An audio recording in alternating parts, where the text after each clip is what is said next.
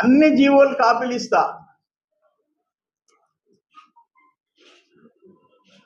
ఎందుకంటే ఏం ఎవిడెన్స్ కావాలా? మేమేదో ఉద్ధరిస్తున్నాం అని ఆయన రేపు 15వ తేదీ ఆయన వస్తున్నా అంటే జగన్మోహన్ రెడ్డి ఏం చెప్పడానికి వస్తుండవు?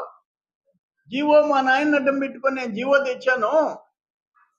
కృష్ణపట్నం నుంచి ఓడరేవు దాకా ఏది కట్టేదానికి లేదు, పోర్ట్లు కట్టేదానికి లేదు, ఫిషింగ్ హార్బర్స్ పెట్టేదానికి లేదు, జట్టీలు కూడా కట్టేదానికి లేదని ఆర్డరు తెప్పించినందుక నువ్వు 2015 రేపు 15వ తేదీ వచ్చేది నాకు చెప్పాలా? ఆఖరణ రామాయపట్నం పోర్టు అక్కడ నిర్మించాలా అని చెప్పి మహీధర్ రెడ్డి, కిరణ్ కుమార్ రెడ్డి ప్రయత్నం చేస్తే దానికి కూడా ఈ జీవో అడ్డం వచ్చింది.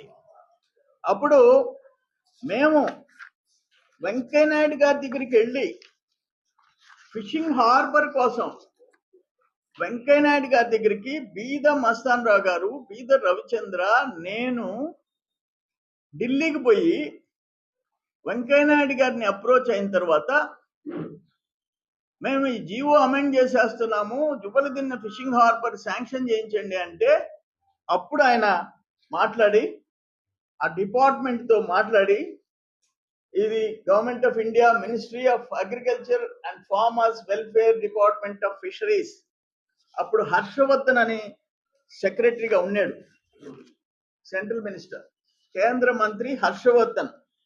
వెంకయ్యనాయుడు గారు ప్రత్యేక చొరవ చూపాడు సూచనలతో. అప్పటి కేంద్ర మంత్రి హర్షవర్ధన్ గారు మాకు బాగా సహకరించాడు. ఆయన జీవో ఇప్పించిన దాకా 2019 మార్చి 7వ తేదీ 288 కోట్లకి బ్లూ రివల్యూషన్ కింద జీవో ఇప్పించిన దాకా వెంకయ్యనాయుడు గారు కూడా నిద్రపోవాలి. అప్పుడేంటంటే మాకు బీజేపీ కేంద్రంలో ఉండే ప్రభుత్వానికి కొంచెం గ్యాప్ వచ్చింది. అందువల్ల మస్తాన్ రావు గారు, రవిచంద్ర, నేను వెంకయ్యనాయుడు గారిని అప్రోచ్ అయినాం. నేను అప్పుడు మంత్రి గుండా తెచ్చాం, ఈ జీవో తెచ్చి శాంక్షన్ చేయించి ఈ లోపల ఎలక్షన్ వచ్చింది. మార్చి 7 అంటే ఇంక తర్వాత ఎలక్షనే కదా. ఎవరు జువలదిన్న హార్బర్ తెచ్చింది ఎవరు? మీరు కాంట్రాక్టర్లకు ఇచ్చి డబ్బులు దండుకున్నారు అంతే. శాంక్షన్ చేయించింది మేము, సెంట్రల్ గవర్నమెంట్ ఫండింగ్ తెచ్చింది మేము, జీవో తెచ్చింది మేము. మీరు తెచ్చిన 2008లో పోర్టు నుంచి, కృష్ణపట్నం పోర్టు నుంచి అక్కడి వరకు వాడరేవు వరకు ఎలాంటి నిర్మాణాలు చేసేదానికి లేదని ఇచ్చిన జీవోని క్యాన్సిల్ చేసి సెంట్రల్ గవర్నమెంట్ బ్లూ రివల్యూషన్ లో కేంద్ర మంత్రి హర్షవర్ధన్ గారి దగ్గర వెంకయ్యనాయుడు గారి సహకారంతో ఆ జీవో తెచ్చి అమౌంట్ శాంక్షన్ చేయించాం, 288 కోట్లు. అదేంటంటే 900 మీటర్ల దక్షిణ భారతదేశంలో ఎక్కడా లేని విధంగా 900 మీటర్స్ లెంగ్త్ జట్టితో ఈ హార్బర్ తెచ్చాం. 900 మీటర్లు. ఇది 2009-8లో ఇచ్చిన జీవోని చంద్రబాబు నాయుడు గారు రద్దు చేయబట్టి ఎంత దారుణం అంటే ఇది minister of fisheries, animal husbandry and dairy GO, government of India, blue revolution 69,114 లక్షలు. Minister of shipping, government of India, Sagarmala programme 69,14 లక్షలు. Government of Andhra Pradesh state plan 150 కోట్లు. మొత్తం 288,80 లక్షలు. Major components of the project: jetty 909 మీటర్లు, బ్రేక్ వాటర్స్ 1455 మీటర్లు, dredging and reclamation works. ఇవన్నీ మీరు తెచ్చారా? ఏం చెప్పడానికి జగన్మోహన్ రెడ్డి అడగబోతున్నాడు? మీరు చేసిన ఘనకార్యాలు ఏంటి?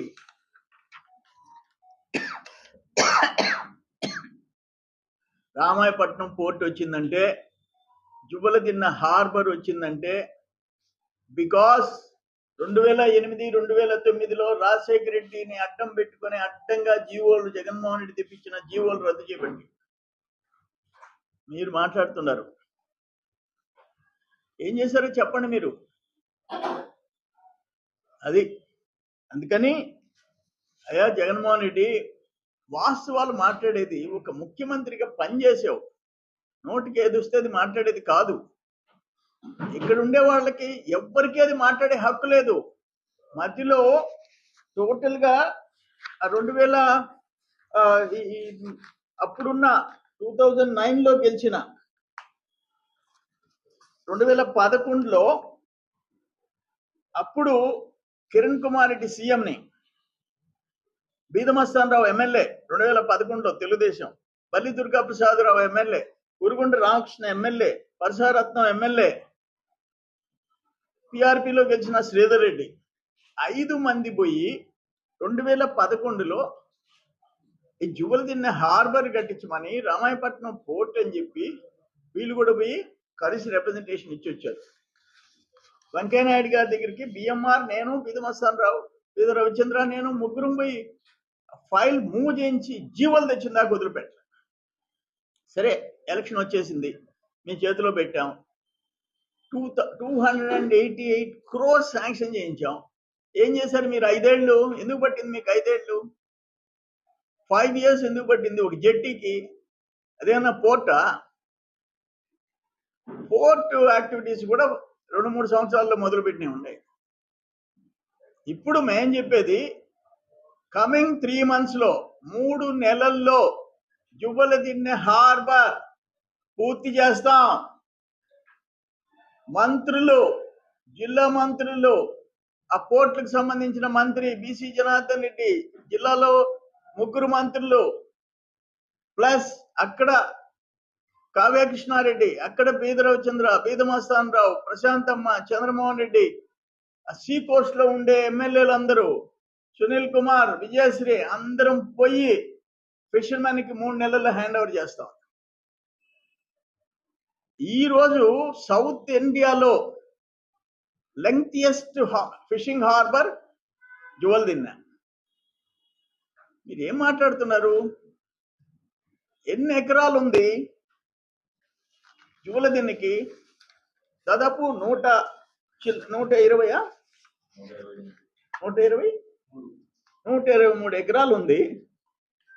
ఇది క్లియర్ గా దక్షిణ భారతదేశంలో ఎక్కడ లేని విధంగా వినూత్న మోడల్లో 900 మీటర్ల పొడవైన జెట్టీతో ఈ హార్బర్ డిజైన్ చేశాము. ఇది మెగా హార్బర్. 200 బోట్లు వచ్చి నిలిచే అవకాశం. Multipurpose harbour. ఇవన్నీ మా క్రెడిటే కదా. నువ్వు ఎప్పుడన్నా ఒక్కటి ఢిల్లీకి పోయి కేంద్ర ప్రభుత్వం దగ్గర మాట్లాడి ఒక్క ప్రయోజనకరమైన ప్రాజెక్టు ఆంధ్రప్రదేశ్కి తెచ్చినావా జగన్మోహన్ రెడ్డి? మాకు అర్థం కావటం లేదు. అందుకని ఇది 3 నెలల్లో మేము హ్యాండ్ ఓవర్ చేస్తున్నాం. ఈ జీవోలన్నీ ఎవరి వల్ల జువ్వలదిన్నె హార్బర్ వచ్చింది, ఎవరి వల్ల రాజశేఖర తెచ్చిన ఆ జీవో క్యాన్సిల్ చేసినందువల్ల రామాయపట్నం పోర్ట్ వచ్చింది. మీడియా ప్రతినిధులందరికీ ఇక్కడ పెడుతుండా, జీవోలన్నీ ఇక్కడ పెడుతుండా. ఏమి మేము రాసిన వ్రాతలు కాదు, government of India, government of Andhra Pradesh Rajasekhara టైంలో ఏ విధంగా అడ్డుకున్నాడో జీవో ఇచ్చి 2008 2009, చంద్రబాబు నాయుడు వచ్చి 2019లో ఎట్లా దాన్ని కొరవ జీవోలు ఇచ్చేసి వాటిని రద్దు చేశాడు. ఇవన్నీ మీద ముందు పెడుతున్నాం. అందుకని మాకు ఉన్న సిన్సియారిటీ, ఈరోజు కృష్ణపట్నం పోర్ట్ 1996 నేను ఎమ్మెల్యే, చంద్రబాబు నాయుడు గారు ముఖ్యమంత్రిగా, ఆ రోజు అయ్యన్న పాత్రుడు గారు మంత్రిగా. చూసుకోండి. ఆ తర్వాత జువలదిన్నె చూసుకోండి. రామాయపట్నం ఎట్టొచ్చిందో చూసుకోండి. ఆ జీవో రద్దు చేయకపోతే రామాయపట్నం ఎక్కడుంది? ఇవన్నీ పక్కన పెట్టి మీరు ఇష్టం వచ్చినట్టు మాట్లాడుతుంటే, వెంకయ్యనాయుడు గారి దగ్గరికి ఢిల్లీకి పోయి ప్రయత్నం చేసింది మేము. అప్పుడు గవర్నమెంట్ కి మాకు పార్టీకి గ్యాప్ వచ్చింది.